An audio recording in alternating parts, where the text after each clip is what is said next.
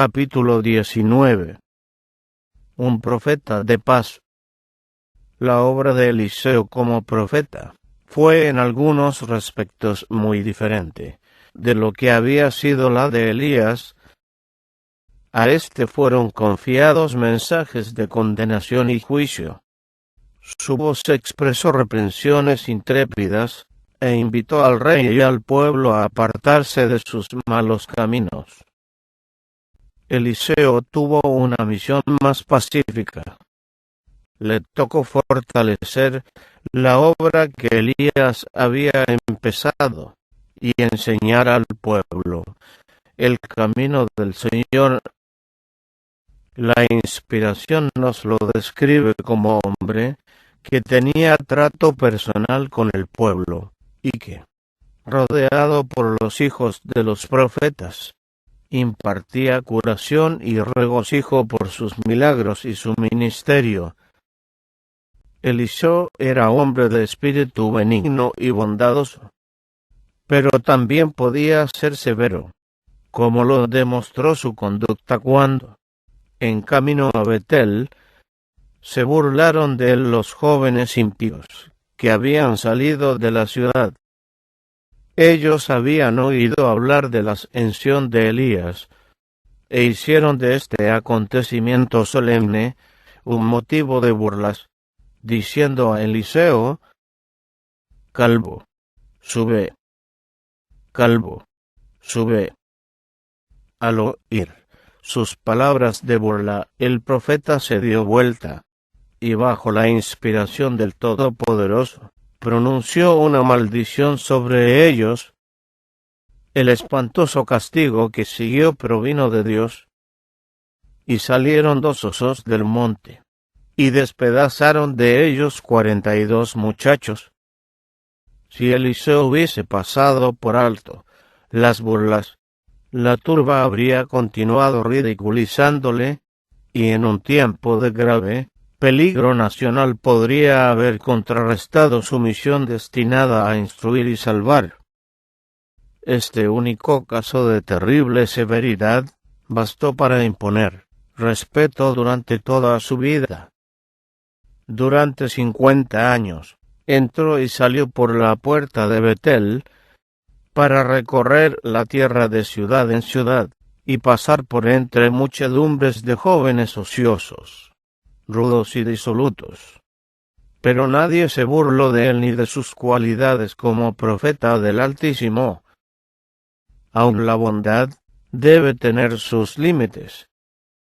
La autoridad debe mantenerse por una severidad firme, o muchos la recibirán con burla y desprecio. La así llamada ternura, los halagos y la indulgencia que manifiestan hacia los jóvenes, los padres y tutores, es uno de los peores males que les puedan acontecer en toda familia.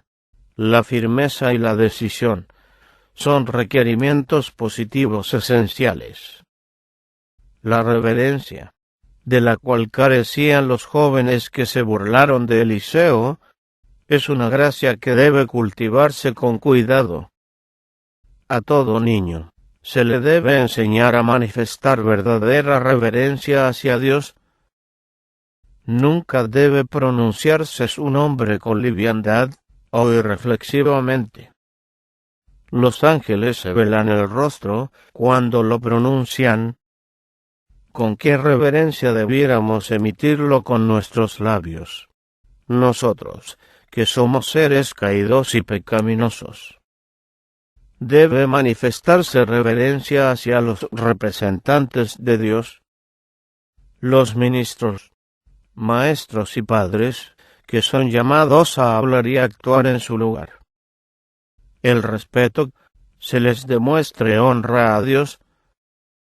También la cortesía es una de las gracias del Espíritu, y debe ser cultivada por todos.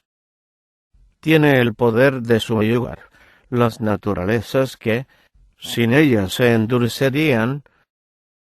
Los que profesan seguir a Cristo, y son al mismo tiempo toscos, duros y descorteses, no han aprendido de Jesús. Tal vez no se pueda dudar de su sinceridad ni de su integridad, pero la sinceridad e integridad no expiarán la falta de bondad y cortesía. El espíritu bondadoso que permitió a Eliseo ejercer una influencia poderosa sobre la vida de muchos en Israel, queda revelado en la historia de sus relaciones amistosas con una familia que moraba en Sunem, mientras viajaba de un lado a otro del reino. Aconteció también que un día pasaba Eliseo por Sunem, y había allí una mujer principal, la cual le constriñó a que comiese del pan. Y cuando por allí pasaba, veníase a su casa a comer del pan. La dueña de la casa percibió que Eliseo era varón de Dios santo, y dijo a su esposo: yo te ruego que hagas una pequeña cámara de paredes, y pongamos en ella cama, y mesa, y silla, y candelero, para que cuando viniere a nosotros, se recoja en ella. Eliseo acudía a menudo a este retiro, agradecido por la tranquila paz que le ofrecía, y Dios no pasó por alto la bondad de la mujer. No había niños en su hogar, y el Señor recompensó su hospitalidad con el don de un hijo. Transcurrieron los años, y el niño llegó a tener bastante edad para salir al campo con los segadores. Un día fue derribado por el calor, y dijo a su padre: mi cabeza, mi cabeza. El padre ordenó a uno de los criados que llevase el niño a su madre, y habiéndole él tomado y traídolo a su madre, estuvo sentado sobre sus rodillas hasta mediodía, y murióse. Ella entonces subió, y púsolo sobre la cama del varón de Dios, y cerrándole la puerta, salióse. En su angustia, la tsunamita resolvió ir a solicitar la ayuda de Eliseo.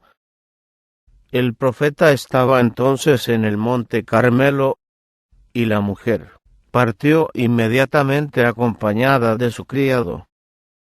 Y cuando el varón de Dios la vio de lejos, dijo a su criado Giezi: he aquí la tsunamita. Ruégote que vayas ahora corriendo a recibirla, y dile: tienes paz, y tu marido, y tu hijo. El criado hizo como se le había ordenado, pero la afligida madre no reveló la causa de su tristeza. Antes de llegar a donde estaba Eliseo, al oír de su pérdida, Eliseo ordenó a Giezi: ciñe tus lomos, y toma mi bordón en tu mano, y ve. Y si alguno te encontrare, no los saludes. Y si alguno te saludare, no le respondas. Y pondrás mi bordón sobre el rostro del niño. Pero la madre no se quedó conforme hasta que Eliseo la acompañó. Declaró: vive Jehová, y vive tu alma, que no te dejaré. Él entonces se levantó, y siguióla. Y Giezi había ido delante de ellos, y había puesto el bordón sobre el rostro del niño, mas ni tenía voz ni sentido. Y así se había vuelto para encontrar a Eliseo, y declaróselo, diciendo: el mozo no despierta. Cuando llegaron a la casa, Eliseo entró al aposento, donde estaba el niño muerto. Cerró la puerta sobre ambos, y oró a Jehová. Después subió, y echóse sobre el niño, poniendo su boca sobre la boca de él, y sus ojos sobre sus ojos, y sus manos sobre las manos suyas. Así se tendió sobre él, y calentóse la carne del joven. Volviéndose luego, paseóse por la casa a una parte y a otra, y después subió, y tendióse sobre él. Y el joven estornudó 7 veces, y abrió sus ojos. Llamando a Giezi, Eliseo le pidió le mandase la madre. Y entrando ella, él le dijo: toma tu hijo. Y así que ella entró, echóse a sus pies, e inclinóse a tierra. Después tomó su hijo, y salióse. Así fue recompensada la fe de esta mujer. Cristo, el gran dador de la vida, le devolvió a su hijo. Así también serán recompensados sus fieles cuando, en ocasión de su venida, la muerte pierda su aguijón, y el sepulcro sea despojado de su victoria.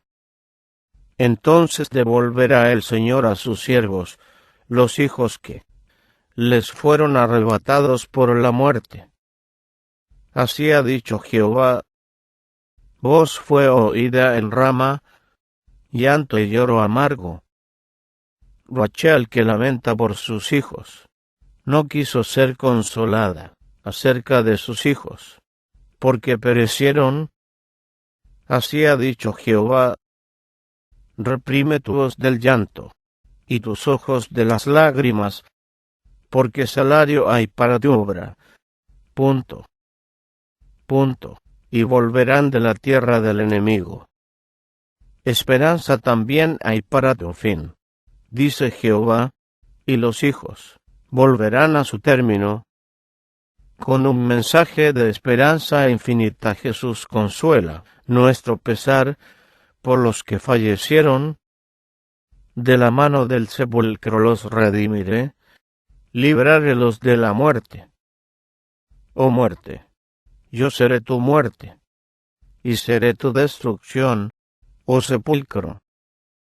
Y el que vivo, y he sido muerto, y aquí que vivo por siglos de siglos. Punto. Y tengo las llaves del infierno y de la muerte. Porque el mismo Señor con aclamación, con voz de arcángel, y con trompeta de Dios, descenderá del cielo, y los muertos en Cristo resucitarán primero. Luego nosotros, los que vivimos, los que quedamos, juntamente con ellos, seremos arrebatados en las nubes a recibir al Señor en el aire, y así estaremos siempre con el Señor. Como el Salvador de la humanidad, al cual simbolizaba, Eliseo combinaba en su ministerio entre los hombres la obra de curación con la de la enseñanza, con fidelidad e incansablemente. Durante todas sus largas y eficaces labores, Eliseo se esforzó por hacer progresar la importante obra educativa que realizaban las escuelas de los profetas. En la providencia de Dios, sus palabras de instrucción a los fervorosos grupos de jóvenes allí congregados eran confirmadas por las profundas instancias del Espíritu Santo, y a veces por otras inequívocas evidencias de su autoridad como siervo de Jehová. Fue en ocasión de una de sus visitas a la escuela establecida en Gilgal, cuando saneó una comida envenenada. Había entonces grande hambre en la tierra, y los hijos de los profetas estaban con él, por lo que dijo a su criado: pon una grande olla, y haz potaje para los hijos de los profetas. Y salió uno al campo a coger hierbas, y halló una como parramontes, y cogió de ella una faldada de calabazas silvestres, y volvió, y cortólas en la olla del potaje, porque no sabía lo que era. Echóse después, para que comieran los hombres, pero sucedió que comiendo ellos de aquel guisado, dieron voces, diciendo: varón de Dios, la muerte en la olla. y no lo pudieron comer. Él entonces dijo: traed harina. Y esparcióla en la olla, y dijo: echa de comer a la gente. Y no hubo más mal en la olla. Fue también en Gilgal, mientras seguía habiendo escasez en la tierra, donde Eliseo alimentó a 100 hombres con el presente que le trajo un hombre de Baal-Salisa. Panes de primicias, 20 panes de cebada, y trigo nuevo en su espiga. Había allí personas muy necesitadas de alimento. Cuando llegó la ofrenda, el profeta dijo a su siervo: da a la gente, para que coman. Y respondió su sirviente: ¿cómo he de poner esto delante de 100 hombres? Mas él tornó a decir: da a la gente, para que coman, porque así ha dicho Jehová: comerán, y sobrará. Entonces él lo puso delante de ellos, y comieron, y sobróles, conforme a la palabra de Jehová. Cuánta condescendencia manifestó Cristo, mediante su mensajero, al realizar este milagro, para satisfacer el hambre. Repetidas veces desde entonces, aunque no siempre en forma tan notable y perceptible, ha obrado el Señor Jesús para suplir las necesidades humanas. Si tuviésemos un discernimiento espiritual más claro, reconoceríamos con más facilidad el trato compasivo de Dios con los hijos de los hombres. La gracia de Dios derramada sobre una porción pequeña es lo que la hace bastar para todos. La mano de Dios puede multiplicarla 100 veces. Con sus recursos, puede extender una mesa en el desierto. Por el toque de su mano, puede aumentar las provisiones escasas y hacerlas bastar para todos. Fue su poder lo que multiplicó los panes y el cereal en las manos de los hijos de los profetas. Durante el ministerio terrenal de Cristo, cuando hizo un milagro similar para alimentar las multitudes, se manifestó la misma incredulidad que habían revelado antiguamente los que estaban asociados con el profeta. Dijo el siervo de Eliseo: ¿cómo he de poner esto delante de 100 hombres? Y cuando Cristo ordenó a sus discípulos que diesen de comer a la multitud, contestaron: no tenemos más que 5 panes y 2 pescados, si no vamos nosotros a comprar viandas para toda esta compañía. ¿Qué significa esto para tantos? La lección es para los hijos de Dios de toda época. Cuando el Señor da a los hombres una obra que hacer, ellos no deben detenerse a preguntar si la orden es razonable ni cuál será el resultado probable de sus esfuerzos por obedecer. La provisión que tienen en sus manos puede parecer corta para suplir la necesidad, pero en las manos del Señor resultará más que suficiente.